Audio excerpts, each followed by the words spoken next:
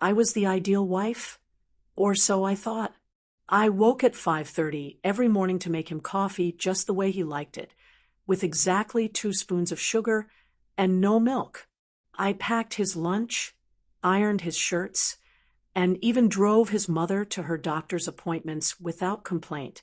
I didn't just love Daniel. I revolved around him.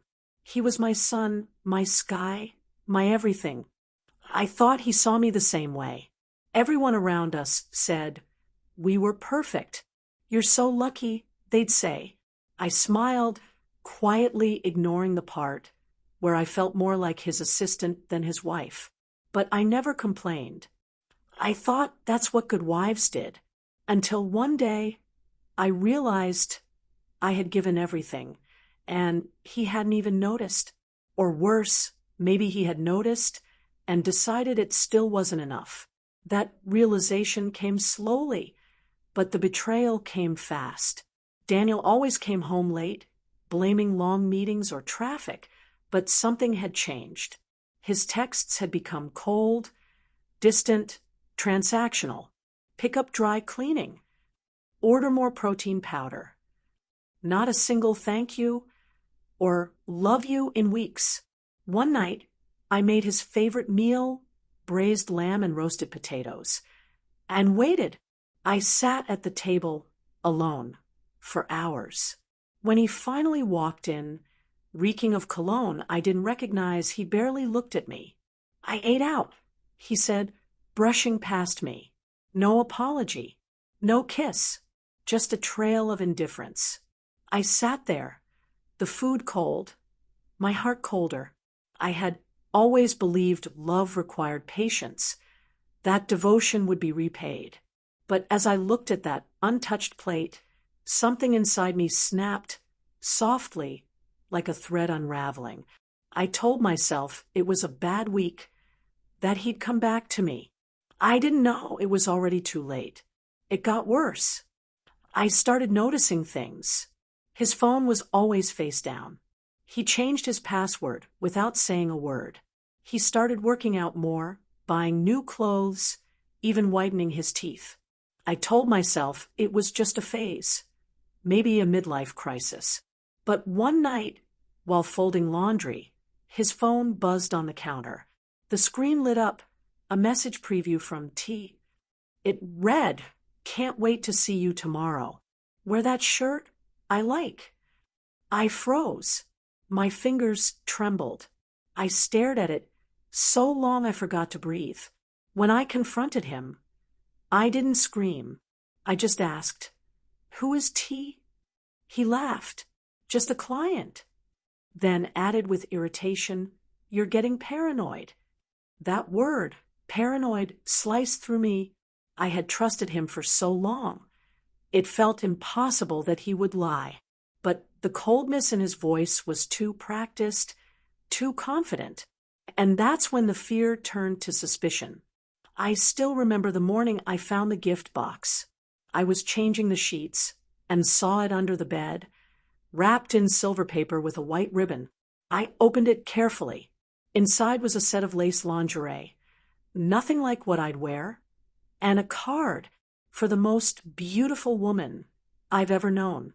"Can't wait to unwrap you." My chest tightened. I felt like I was suffocating. The handwriting wasn't mine. The sentiment wasn't mine. And the woman, she certainly wasn't me.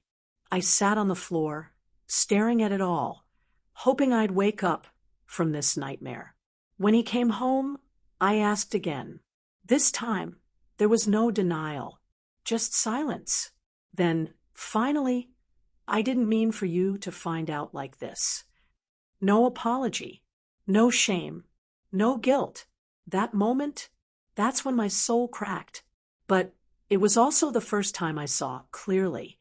He said he needed space, claimed he was confused, overwhelmed, unsure of his feelings, that maybe we had grown apart. I begged him to go to counseling, to fight for our marriage, but he packed a bag and left the next morning. "It's just temporary," he said. "We both need time." But time did nothing but expose the truth. A week later, I saw them together. Him and her, hand in hand, laughing like they had no care in the world. My world was burning, and he was strolling through his new life like I never existed. The woman, Trisha, was everything I wasn't.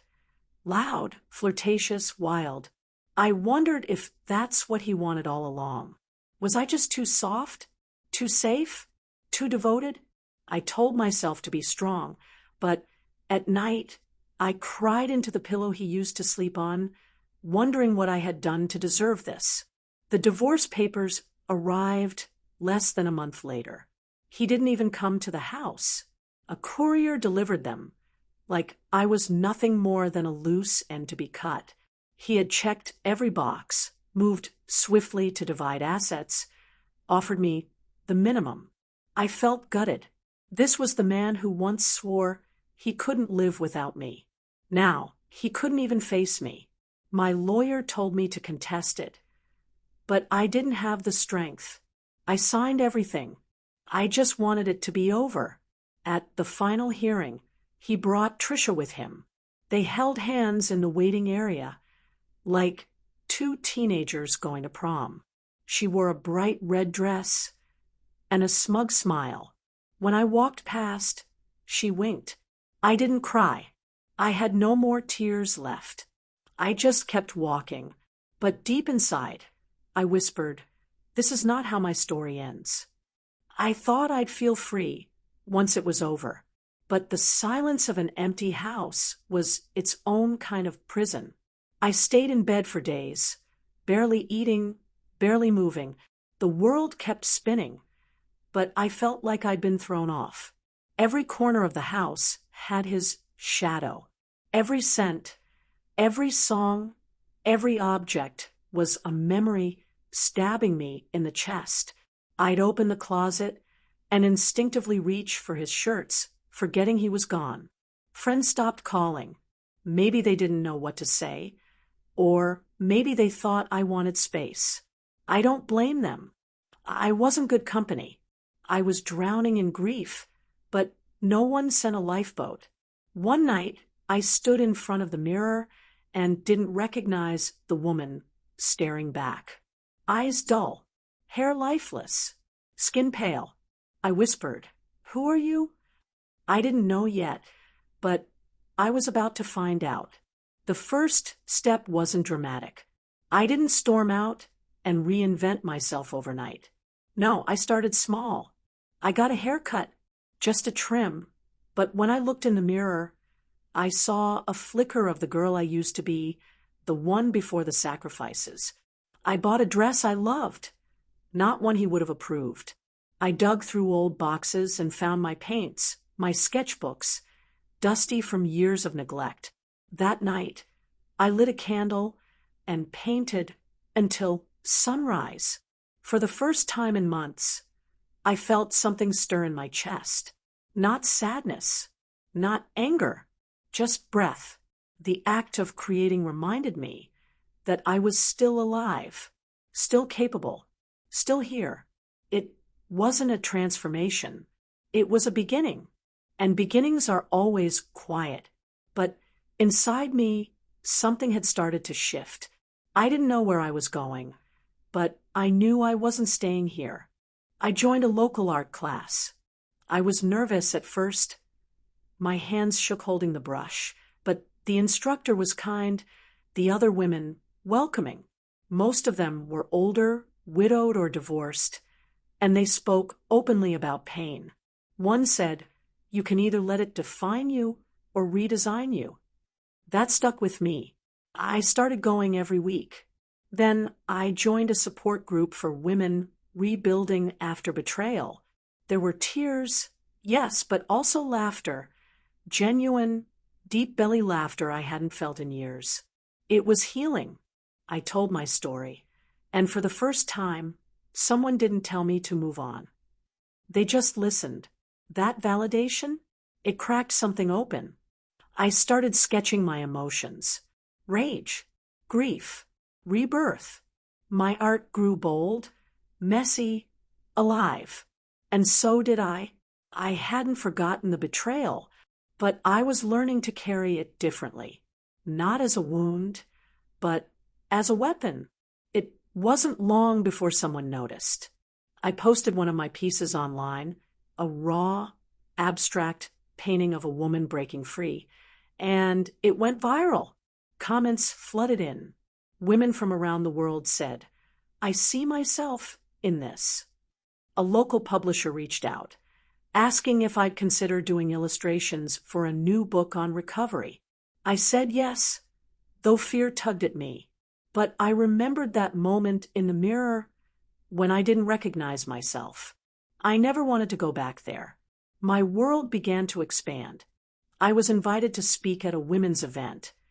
Just 5 minutes about my journey. I almost declined, but something told me to go. And I did. Standing on that stage, I felt my hands tremble, but my voice didn't. When I finished, there was silence, then applause. A woman hugged me after and whispered, "You just saved my life." And suddenly, I knew this was only the beginning. The more I healed, the more people began to notice, not just my art, but me. I started receiving invitations to local panels and women's circles. It felt strange at first. People asking me for advice, for inspiration, for hope. I had been invisible for so long that recognition felt like sunlight on skin starved of warmth. Then came an invitation I never expected. A national conference for women entrepreneurs wanted me as a featured guest. They had seen my artwork and blog entries and believed my voice mattered. I stood in front of 1,000 women that day, dressed in red, not to mirror her, but to reclaim the color. I told them everything: the betrayal, the silence, the rediscovery. When I stepped off the stage, my inbox overflowed with requests to collaborate, to share more. I had spent years being his shadow. Now, I was a beacon for others. That night, I went home and sat in front of my old vanity, the same one I used to use to get ready for him. Only now it held brushes, journals, and affirmation notes instead of curling irons and perfume. I looked at myself, not to impress anyone, but to acknowledge how far I'd come. I whispered, "You made it." And I meant it. But just as I began to embrace my new rhythm, the past returned. "Daniel," he emailed me out of the blue. "Hope you're doing well. Can we talk?" At first, I laughed. He wanted to talk now, after discarding me like I was replaceable? But curiosity stirred, not because I missed him. No, that version of me was long gone. I was curious to see what a man like him looked like after the spotlight dimmed. Because deep down, I already knew his empire wasn't as shiny as it seemed. I agreed to meet him in a public cafe. I wore a sleek, simple black dress and no makeup, not because I didn't want to look good, but because I didn't need to prove I looked good. When he walked in, I almost didn't recognize him. His hair had thinned, his shirt was wrinkled, and his eyes, once smug, were tired. He smiled sheepishly. "You look different." I sipped my tea. "I am different." He cleared his throat, then launched into excuses. Trisha had left him. She'd run off with another man, taking a good chunk of his savings. His business had tanked. He said he missed what we had, that he never realized what he gave up. I let him speak, let him twist in his own regret. Then I looked him in the eye and said calmly, "I didn't change for you, Daniel. I changed because of you." And he finally fell silent. He tried to rewrite history, claimed he always loved me, that he made a mistake, that Trisha had manipulated him, that he was lost, confused, weak. I listened, not out of sympathy, but out of finality. For once, I was the one in control. When he asked if we could start over, I almost laughed. This man who had discarded me when I was at my lowest now wanted a seat at my table. I told him, "There's no version of this story where you get me back." His face crumpled. "So that's it," he said. "That's it," I replied, standing to leave. I didn't need closure. I was the closure. As I walked away, I didn't feel heavy. I didn't look back.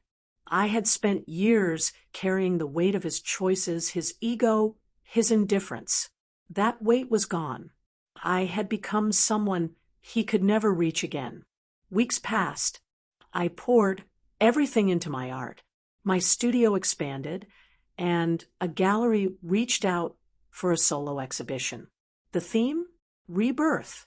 I selected each piece like chapters of my story: grief, rage, awakening, power. On opening night, the room was packed. A reporter asked what inspired me. I answered, "Pain made me pause, but purpose made me rise."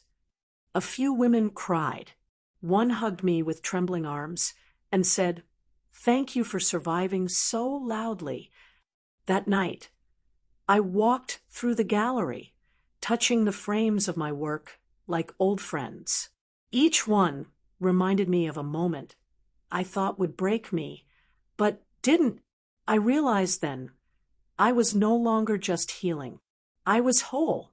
The woman Daniel left behind was gone, and in her place stood someone unstoppable, someone who had turned every scar into a masterpiece, and the world was finally watching her shine.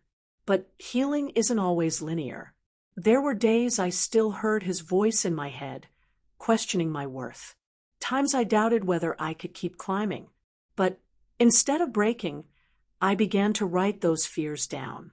They became stories, poems, scripts, fuel for women like me. I launched an online platform called She Rises, a space for women to share their betrayals and their triumphs. Within months, we had thousands of subscribers. Stories poured in from India, Brazil, Egypt, the Philippines, women who had been discarded, doubted, destroyed, and who were now rebuilding. I realized my journey wasn't just mine. It was a global anthem of rebirth. And even though my betrayal was cruel, it had given me this mission. Sometimes life doesn't give you what you deserve, but it gives you what you're meant to carry. And what I carried now was the torch of every woman who'd ever been left behind. Then one day, out of nowhere, I received an email from Trisha. At first, I thought it was a prank, but it was real. She said she was sorry, said she never meant to hurt me, claimed she thought Daniel had already left me when they got together. She had no idea how much pain she caused. Part of me wanted to delete the message without reading further, but another part wanted to know, why now? Why apologize after everything crumbled? She ended the note with, "You didn't deserve what happened, and I hope you keep winning." It was a strange sensation, pity, closure, and a tinge of justice. I didn't reply. I didn't need to. Her words weren't for my benefit. They were for her conscience. And I had no room in my life for ghosts looking to be forgiven. I had too much light ahead to go back into the shadows. One evening, as I was closing my studio, a young woman knocked on the door. She looked nervous, maybe in her early 20s. "Are you the artist?" she asked. I nodded. She pulled out a folded sketchbook. "I saw your exhibition, and I wanted you to see my work." Her hands shook as she passed it to me. I opened the pages and saw raw talent, pain, hope, power. I looked at her and saw a younger version of myself, eager to be seen, terrified of rejection. I invited her to join our next workshop. She burst into tears and hugged me tightly. That moment reminded me why I kept going. Every time I lifted myself, I left a ladder behind. I wasn't just creating art. I was creating legacy. One woman at a time, we were all rising. And no betrayal, no man could ever take that away again. A few months later, I was invited to curate a traveling art show featuring women's stories of transformation. It would debut in New York and tour across 6 countries. The sponsors wanted my work to be the centerpiece. I stood in the gallery before opening night, staring at the final piece I'd created for the show. It was titled Resurrected, a towering canvas of a woman standing in a storm, eyes closed, body cracked with gold like kintsugi. It wasn't subtle. It was bold, like me, like all of us. As guests began to arrive, I stood by the door, greeting them one by one. Among the crowd, I saw Daniel again. Older, lonelier, just another face in the background. But I didn't flinch. I didn't shrink. I smiled politely, then turned away, because I wasn't just healed. I was reborn, and there was nothing left for me in the ashes of his regret. Daniel tried one last time. He sent a letter, handwritten, no less. He said he never thought I'd become this strong, this unreachable. He admitted he wanted me back, not just because he missed me, but because I had become everything he wished he could be. That I glowed now. That being with me would redeem him. I folded the letter and put it in a drawer, not to keep it, but to remind myself of how far I'd come. He hadn't changed. He simply couldn't live with what he lost. But I no longer needed revenge. His loneliness was its own echo. He had chosen shallow love, and it left him hollow. I didn't respond. I didn't tear the letter up either. I didn't need to. I had already walked away. That was my closure. And sometimes silence is the loudest way to say, you can't reach me anymore. I celebrated my 35th birthday that year with laughter, real cake, and women who had become my tribe. No awkward small talk, no forced smiles, no pretending to be the perfect wife. Just music, joy, and freedom.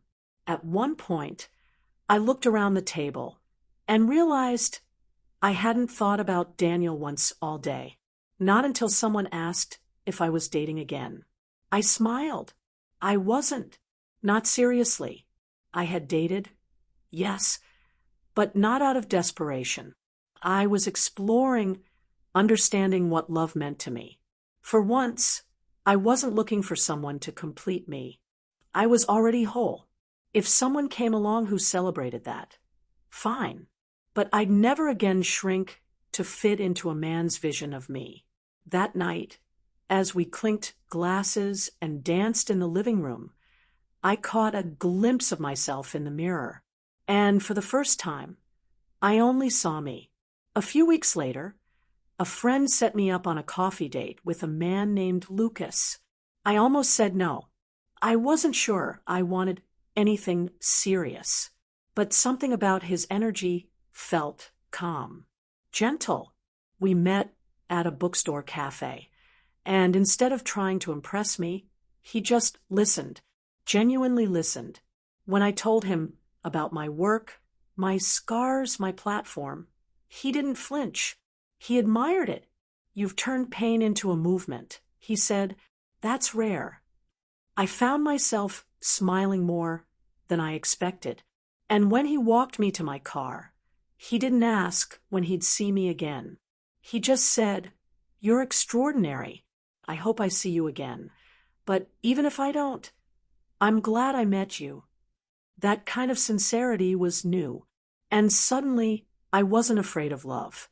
I wasn't chasing it. I was choosing it on my terms. We met again and again. Lucas didn't rush me. He didn't demand to be let in or fix my wounds. He just showed up, brought coffee when I was tired, listened when I needed silence, laughed at my terrible jokes. I realized that love wasn't supposed to feel like begging. It wasn't supposed to be earned by shrinking yourself. Love wasn't Daniel's cold glances or Trisha's smug laughter. Love was patience, consistency, safety. I told Lucas everything, eventually. Even the parts one was ashamed of. And he didn't flinch. He just held my hand, said, "You are not what they did to you." And I believed him, not because I needed him to say it, but because I already knew it. I just finally heard it out loud. That night, as I painted in my studio with Lucas watching from the couch, I whispered, "Maybe I'm ready." And for once, I really was. But I also knew I didn't owe anyone a happy ending. My story wasn't valuable because a new man entered it. It was powerful because I found myself. Lucas was a beautiful bonus, not a fix. I told my followers that during a live Q&A. One woman commented, "You make me believe I can start over at 42. That message sat with me for days. Because that's the point, isn't it? It's not about looking back with bitterness, but forward with ownership.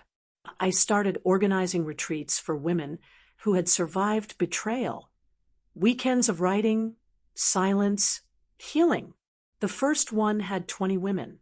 We cried, laughed, screamed into the ocean. We left pieces of our former selves behind and planted new ones in the sand. One woman whispered, "You saved me." I shook my head. "You saved yourself. I just turned on the light." Because that's all I ever wanted, to help women see. One day, I received an award I never saw coming. A women's leadership organization honored me for transforming personal trauma into global empowerment.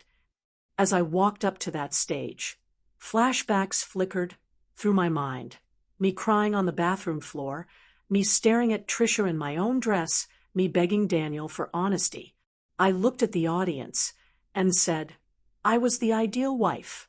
But that wasn't enough. So I stopped trying to be ideal for someone else and became everything I needed. Applause filled the room.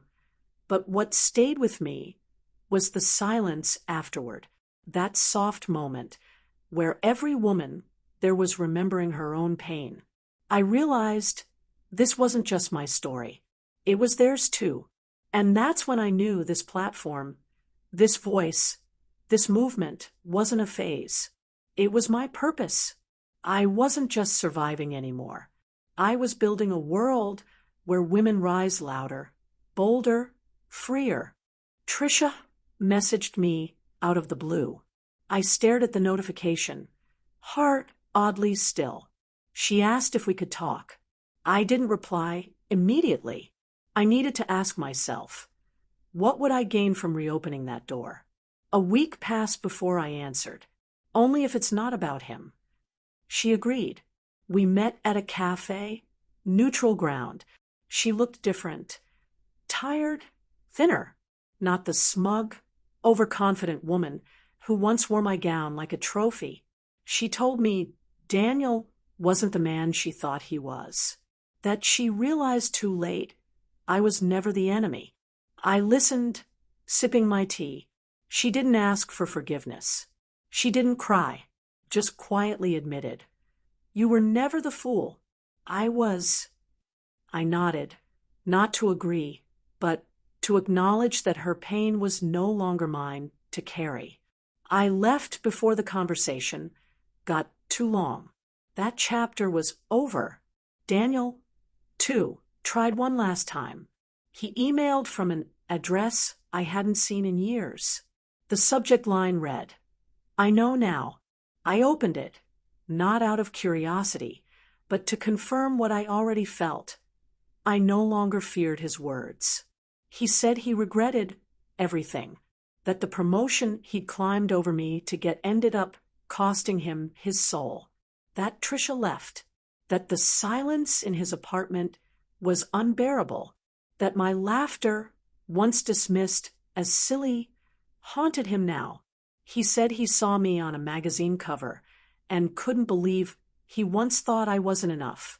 You were too much for me, he admitted. Too bright. I tried to dim you because I was afraid of being invisible beside you.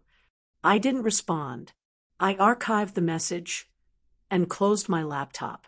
Regret, after betrayal, is just the echo of a door already slammed shut. My mother asked me once, "Do you think you'll ever get married again?" I laughed gently. Maybe, but this time I won't marry out of obligation, fear, or rescue. I'll marry because I want to, not because I think I have to. She smiled, her eyes misty. I just want you happy. And I was. Not the performative kind I once faked in photos next to Daniel, but a deeper, quieter joy. I started writing a book, not a tell-all, not a revenge memoir, a story of rebirth about a woman who was everything, wife, daughter, dreamer, and who lost it all to find herself. Publishers responded quickly. The message resonated. Women wrote in, "You're telling my story." I wasn't special. That's what made it powerful. I had simply survived, then decided to thrive. That decision, not the pain, defined me, and I would carry it, this strength, into every room I entered. Lucas proposed a year later. On a beach at sunrise, no audience, no pressure, just us. He said, "You don't need me. That's why I love you."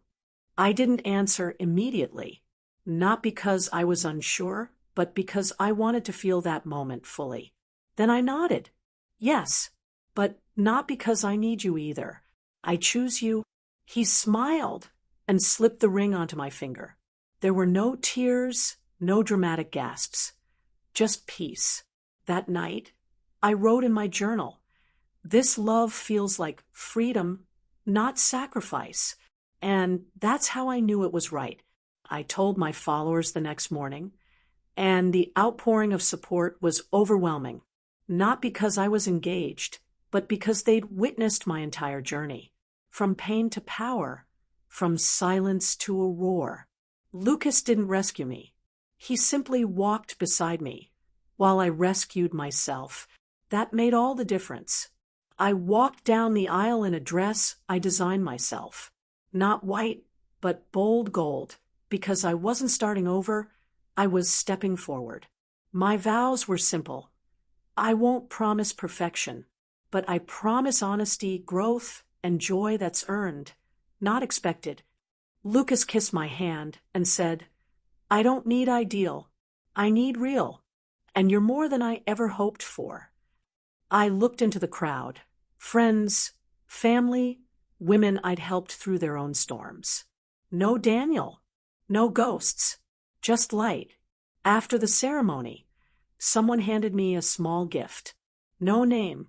Inside was a note. "You became everything they said you'd never be.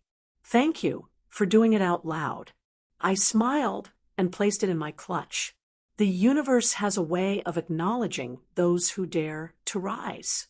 And as I danced that night beneath the stars, I felt it again. Rebirth in every step. After the wedding, I took a solo trip for 3 days. Lucas understood. Closure doesn't mean pain. I told him. It means letting the echoes grow quiet. I visited the old apartment where Daniel and I used to live.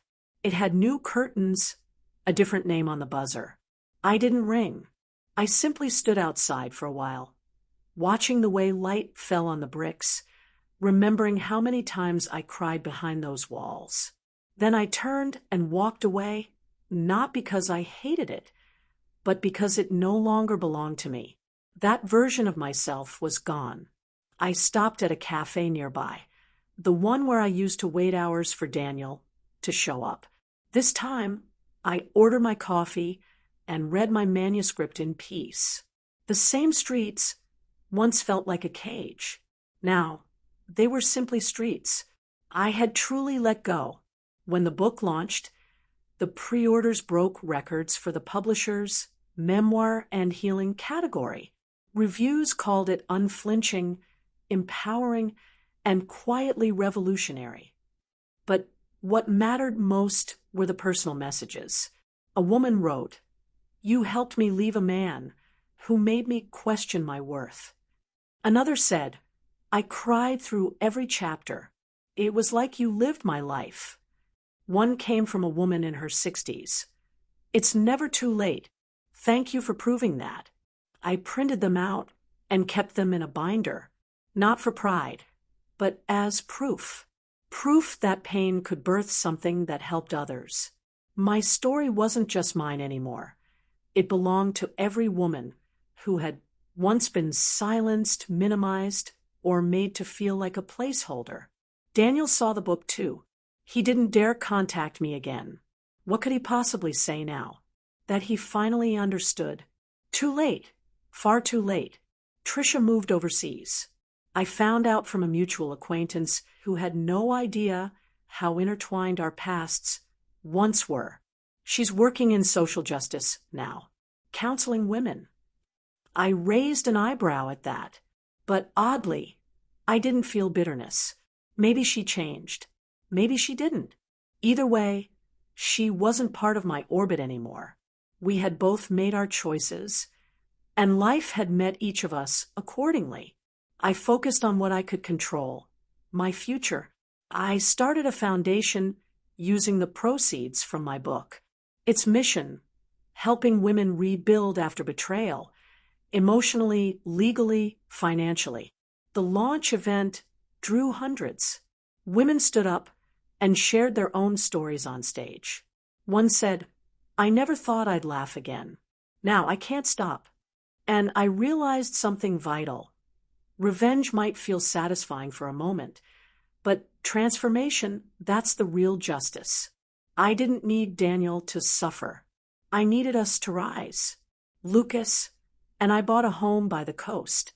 Nothing massive, just enough space for peace, bookshelves, and long walks by the water. One day, I found him fixing a broken cabinet in the kitchen. I laughed. We could hire someone. He wiped his hands and said, "I like taking care of what matters." It hit me like a quiet wave. How safe I felt now. Not just physically, but emotionally. No mind games. No walking on eggshells. No trying to prove I was worthy. With Lucas, I never felt like I had to shrink to be loved. He celebrated the woman I became, the sharp, outspoken, ambitious version of me Daniel once dismissed as too much. Lucas would sometimes read lines from my book aloud at night, proud, eyes shining. "I married this woman," he'd say, and every time he did, I believed it more deeply than before. One evening, I was invited to speak at a gala. The theme? From betrayal to brilliance. As I stepped up to the podium, I scanned the crowd, women in gowns, men in tuxedos, and in their eyes, stories like mine. I began, "Once upon a time, I thought being the perfect wife meant losing myself. I was wrong." My voice didn't shake. You don't have to bleed to be loved. You don't have to bend until you break. Real love doesn't demand your silence. It celebrates your roar. They clapped. Some stood. Afterwards, a girl barely out of college hugged me tight. I was about to marry someone like Daniel. She whispered, "Not anymore." That's when I knew I hadn't just survived for myself. I'd survived for her too, for all of them. And that knowledge filled me with something I hadn't felt in years, purpose, fierce and unwavering. Months later, I walked into a bookstore in another city while traveling for a speaking engagement. There, on the featured shelf, was my book, next to titles by women I once admired from afar. I didn't tell the clerk it was mine. I just watched as a young woman picked it up, flipped through the pages, and whispered, "I needed this." That moment, more than the applause, the sales, or the magazine features, made me tear up because it reminded me My greatest revenge wasn't success. It was healing. It was reclaiming my narrative. Years ago, I begged Daniel to see me, to value me. Now, strangers saw me more clearly than he ever did. I left the bookstore with nothing but a quiet smile. I no longer needed to shout my worth. I simply lived it. And somehow, the world responded by listening more closely than ever before. On our second wedding anniversary, Lucas surprised me with a journal. The first page read, "For the next chapter." I laughed, flipping through its blank pages. So much had already happened, yet it felt like my story was still just beginning. We toasted on the porch, the sea humming in the distance. "Do you ever miss the old life?" he asked gently. I shook my head. No, because that woman, she walked through fire, and I'd never want to dim her light again. We sat in silence, comfortable and unhurried. Somewhere, Daniel might still be looking back, but I wasn't. Regret didn't live here anymore. Only rebirth, only gratitude. And with every new morning, I was reminded I was never just the ideal wife. I was always more. He just wasn't man enough to see it. And now I was finally the woman even I never thought I could become.